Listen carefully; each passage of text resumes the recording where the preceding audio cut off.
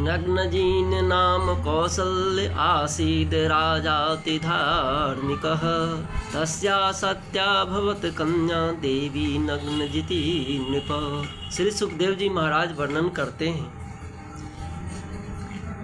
कौशल देश के राजा नग्नजीत अत्यंत धार्मिक थे। उनकी सुंदरी कन्या का नाम सत्यभामा, जो नग्नजिति के नाम से भी जानी जाती थी।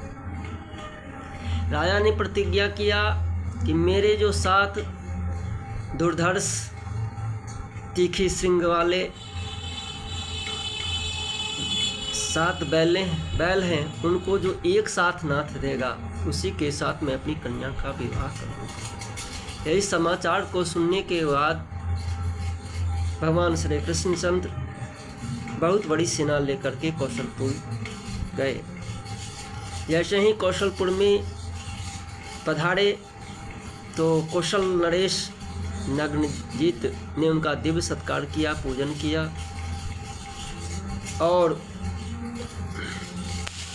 सत्कार करने के बाद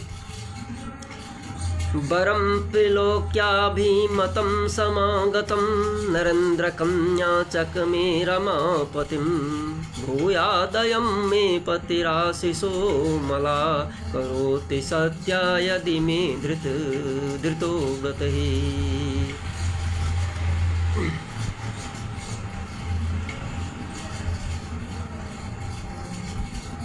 रमापति श्री कृष्ण को मनचाहा वर के रूप में आया देख करके राजा नग्नजीत की कन्या सत्यभामा उनको वर के रूप में प्राप्त करने की इच्छा प्रकट करने लगी और हे देवी पार्वती, आप निर्मल आशीर्वाद मुझे प्रदान कीजिए, मेरे आशीर्वाद दीजिए कि यह भगवान कृष्ण ही मेरे पति के रूप में मुझे प्राप्त हो, क्योंकि जिन भगवान के चरण कमल के रज ब्रह्मा विष्णु महेश स्वयं अपने सिर पर धारण करते हैं,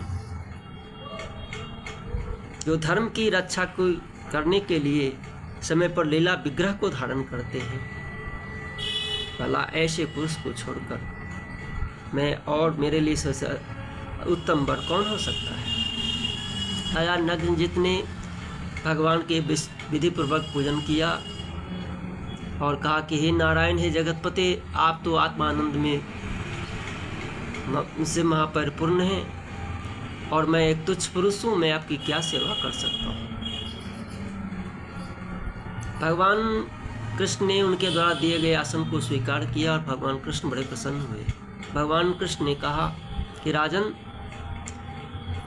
अपने धर्म का पालन करने वाले क्षत्रिय राजा कभी किसी से कुछ मांगता नहीं। मांगने को विद्वानों ने बड़ा निंदित कहा है।